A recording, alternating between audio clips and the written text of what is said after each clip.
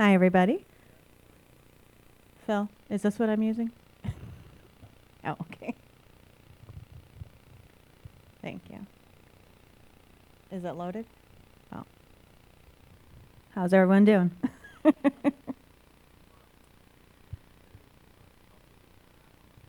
That's right. So, hello, everyone, and welcome to our family weekend. It's so heartwarming to finally be here in person and see all your faces.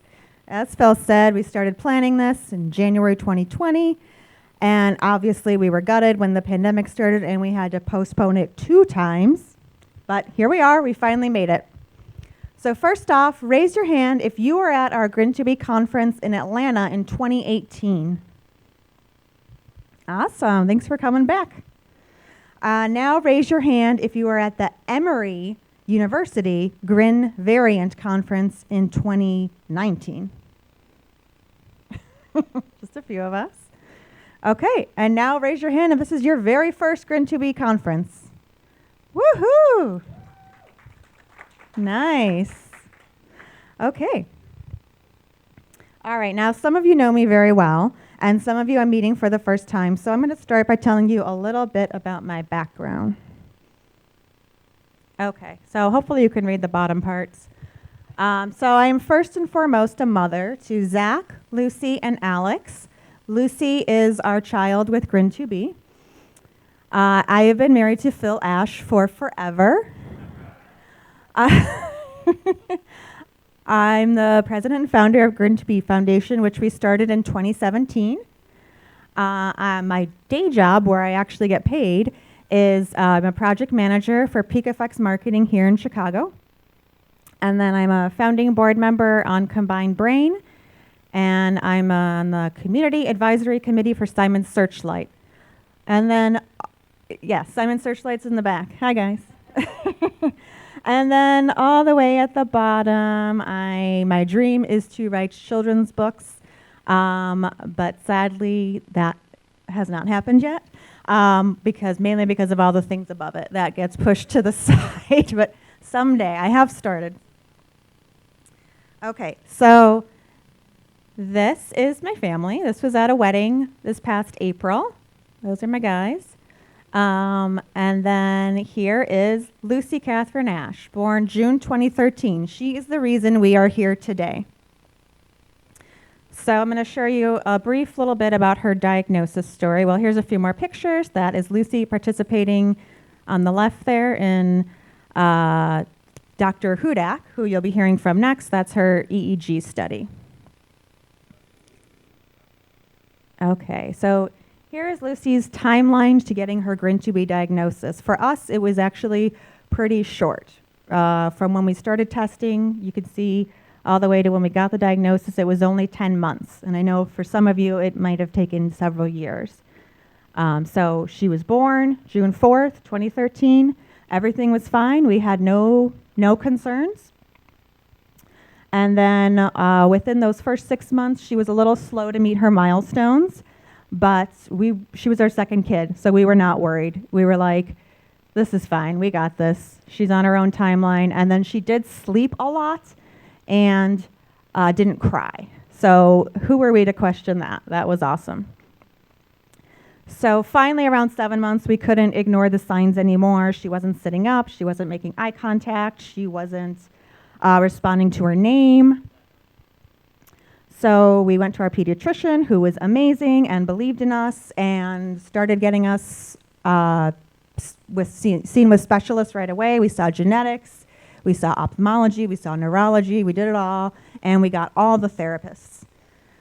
And then March 2014, we did our first genetic test. That was normal. That was the microarray looking for deletions and duplications.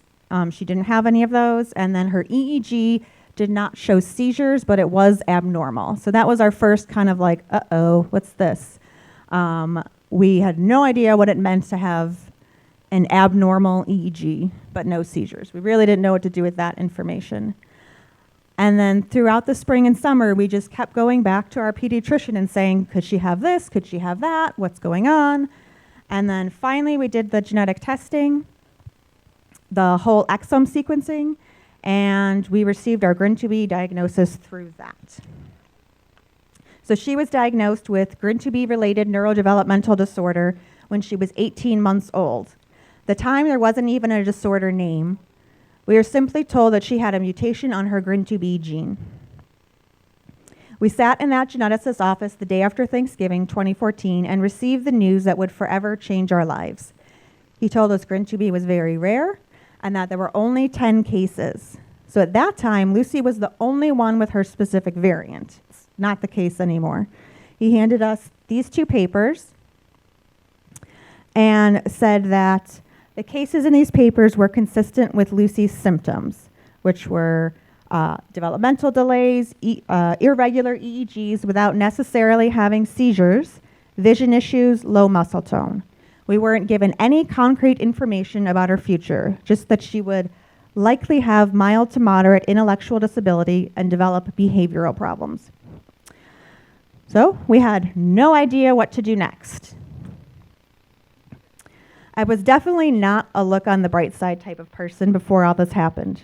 I've been an anxious person my whole life, but after floundering for a year or so post Lucy's diagnosis, I eventually made a choice that the only way forward was through. I couldn't keep up the pity party anymore. I wanted to find a way to be happy with this life. I kept waiting for someone else to get organized and start a foundation or take charge, but eventually I realized I couldn't wait any longer, and I guess I just had to do it myself. I knew we needed to find more families, so I wrote an article for The Mighty and just kept putting one foot in front of the other. So if you haven't gotten there yet, I'm asking you to make a similar choice. Embrace this life. It doesn't mean we give up. It just means that while we fight for a better tomorrow, we try to make our peace with today. So I've developed a lot of coping mechanisms over the years, and one is relying on quotes for inspiration. Look at where you are. Look at where you started. I find this quote to be very applicable to our GRIN2B community. Look at where we are. We've got 25 families from 3 countries here for a weekend of connection and learning. But do you know where we started? So this is where we started in 2014. Lucy, my daughter, got diagnosed, and then another little boy in Alabama, Charlie Dunn, got diagnosed. And that is his mom, Donna Dunn. She is our vice president, who, as Phil said, is not here. And Donna and I, just by sheer luck, I was able to find her on Facebook right after Lucy's diagnosis. She was the one who started what I think you all know of as our GRIN2B parent support group on Facebook. She was the first person in that group. I was the second one to join. So at that time, we had no organizations, no websites with info, no awareness, no fundraising, no conferences, no treatments, no obvious ways for families to connect and share information. And so now, here we are in 2022, this is where we are. We just celebrated our 5-year anniversary. We've hosted 2 GRIN2B conferences. We support over 450 families worldwide. We've funded over $200,000 in research. We've got resources, committees, events, fundraisers, our Awareness Week, which we'll talk more about all of that later today. Got our first clinical trial starting this year. Thank you, GRIN Therapeutics. Our first Center of Excellence, which you'll also hear about tomorrow, is in development. And we are connected to a wide network of GRIN2B and GRIN disorder advocacy groups, which I've included some of the logos at the bottom. There's actually many more, and I did not have time to get everyone's logos. And then we are connected to an amazing network of researchers. We really have a great team, and everyone works very well together.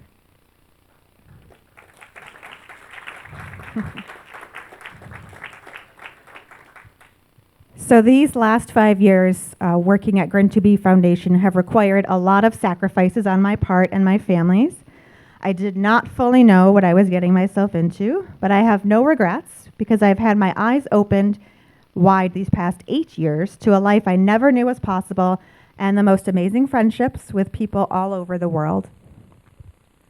If it hasn't already, this GRIN2B journey will push you to become a version 2.0 of yourself. It will crack you open and force you to examine every aspect of your life. You're going to have to be really brave and dig deep. I'm by no means an expert, but I'd like to share some of the most important and helpful lessons I've learned since Lucy's diagnosis nearly 8 years ago. It's time for a little tough but gentle love. Now, I could tell you about Lucy's every detail about her symptoms, the therapy she's done over the years, the progress she's made, the type of school she's in, but at the end of the day, none of that matters. All that matters is that we love her and she's perfect no matter what her ability level is. This doesn't have to be tragic. About 1 in 4 Americans are living with a disability today, according to the CDC. Disability is a normal part of life. Do what you have to do to find acceptance. Learn about disability pride, learn about ableism, find disabled adults to learn from, find a therapist, find a mentor, take some medication to feel better. I know that's what I do. And be careful about grief. That word gets thrown out there a lot. Grief is a natural starting point because truly there's just no way to prepare yourself for this diagnosis. But try not to linger too long in that grief stage. And most importantly, don't do it in front of your child. Our children know and understand much more than they let on, and they will know if we are grieving them. So I'm not here to judge or shame anyone. I still grieve, of course, but I channel it away from Lucy and towards external forces. I grieve the way society is structured against disability. I grieve that some people will never understand our lives. But I won't and I can't grieve a child that's alive.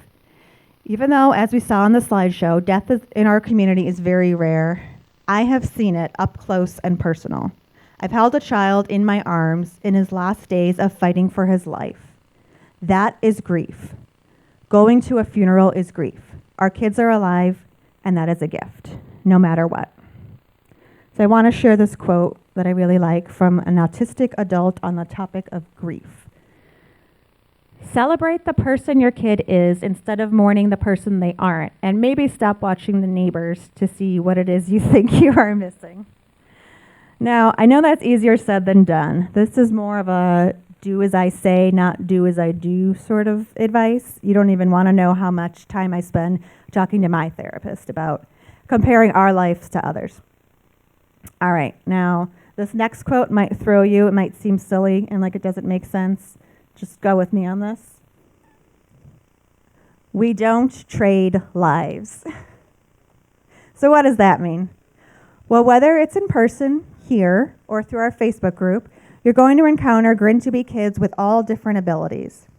Our kiddos are a very diverse bunch, and the spectrum of symptoms, as I'm sure you've all seen, for GRIN2B is much wider than it is for the other GRIN genes.